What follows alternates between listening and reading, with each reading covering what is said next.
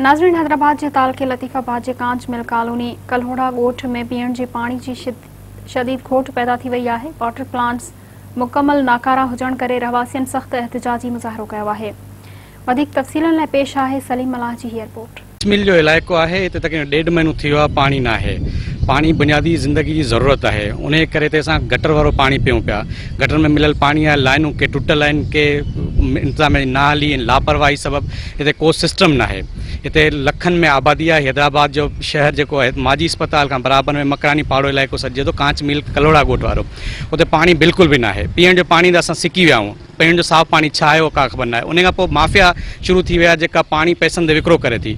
जेके माण्हू वठी सघनि था उहे वठी सघनि था, बाक़ी माण्हू गटर वारो मिलियल पाणी पीअण ते मजबूर आहिनि। अरसे खां पाणी जी हिते किल्लत आहे ऐं असांखे जेको पाणी मुयसर आहे हिते उहो काफ़ी गंदो आहे, जेको पीअण जे छा हथ धोइण या मुंहुं धोइण जे लाइ बि लाइक़ु न आहे। बहरहाल मजबूरी हिसाब के मजबूरी खे ॾिठो वञे त ॿार वीचारा सुबुह जो सवेरे निकिरंदा आहिनि, वञनि था, किथे पाणी मिले थो, किथे नथो मिले, किथे वापसि मोटी ईंदा आहिनि मजबूर थी। लेकिन पाणी अगरि किथे मिले थो त पैसनि सां थो मिले। ऐं कांच मिल जो इलाइक़ो आहे लतीफ़ाबाद जो, हिते त समूरियूं सहूलियतूं आहिनि कोन। ऐं न को बिजली आहे, न को गैस आहे, न को पाणी आहे। पर गुज़िरियल काफ़ी टाइम खां पीअण जो पाणी हिते आहे कोन। जेको थोरो घणो अचे पियो उहो गटर जो मिलियल पाणी आहे। माण्हू वीचारा सॼी राति जागी, पोइ 24 कलाकनि खां पोइ हिकिड़ी बाल्टी भरिजे थी ऐं पाणी न हुअण जे करे माण्हू हिते जा वीचारा नफ़सियाती मरीज़ थी विया आहिनि। फिल्टर प्लांट हलनि कोन था।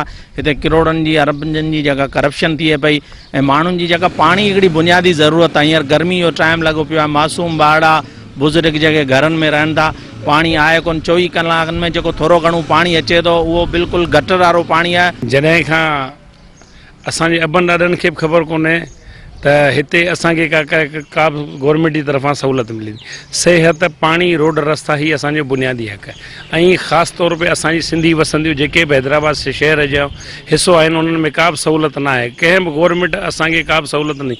ऐं बारिश थी थिए त हीअ असांजा रस्ता अहिड़ो मंज़र कंदा आहिनि जहिड़ो तालाब जो थी। असांखे पाणी कान थो मिले पीअण लाइ। हिकु किनो पाणी पियो आहे असांजे अॻियां, केॾां वञूं असां। हिते 2-3 ॾींहंनि खां आवाम ॾाढी परेशान आहे। घर घर में हिकिड़ो त कड़ो पाणी आहे, अहिड़ी मुसीबत थी आहे। हिते देखभाल लाइ को माण्हू ई कोन थो अचे। ऐं हीअ ॾिसो था नलकनि ते रश लॻी पई आहे। औरतूं वीचारियूं कपिड़नि सूधो हिते वाटरनि ते तड़पी करनि। ऐं महिरबानी कयो, जेका हमदर्दी पुॼेव। असांजो वज़ीर आला इमरान ख़ान खे बि ऐलान आहे ऐं हिन ग़रीबनि जो वधि में वधि ख़्यालु करे। टियों चौथों ॾींहं खां पाणी हिते छाट लॻो पियो आहे। पाणी कान्हे, रुली भॼूं भरूं था होटल ते, माण्हू जाम रश लॻी पई आहे। पाणी कपिड़ा धोइण जो मुसीबत आहे। 2 ॾींहं खां पाणी नथो मिले पीअण जो न धोइण जो। ईअं वेठा आहियूं, ॾाढा परेशान आहियूं। असांखे वॾी तकलीफ़ आहे। हिननि खे के साल गुज़री आहिनि। अवाम हितां जी तक़रीबन वॾी परेशान आहे। नलका आहिनि जेके भॼी था पवनि। हिकिड़े नलके ते 50,000 जी लाइन लॻी पई आहे।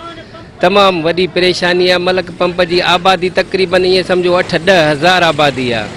हिकु त वाटर सप्लाई जो गंदो पाणी आहे, सो बि अधु मलक ते आहे। बाक़ी त इहे नलका आहिनि, जर ख़राबु आहे। हितां जो पाणीअ जी वॾी तकलीफ़ आहे आवाम खे। बिल्कुलु लाइन लॻाए विया आहिनि, पाणी बिल्कुलु न आहे आयो। परी भर जेकॾहिं हले थो बि बिल्कुलु नालियुनि जो गटरनि जो पाणी हुन मिक्स में अचे थो, पाणी बदबू। ऐं असांजी अलीआबाद में बिल्कुलु पाणी न आहे। बसि सिर्फ़ु इहे हैंड पंप आहिनि जेके पाड़े ओड़े वारा सॼो शहर हिते ई पाणी भरे थो, पीए थो, इस्तेमालु करे थो। ॿियो बिल्कुलु पाणी न आहे।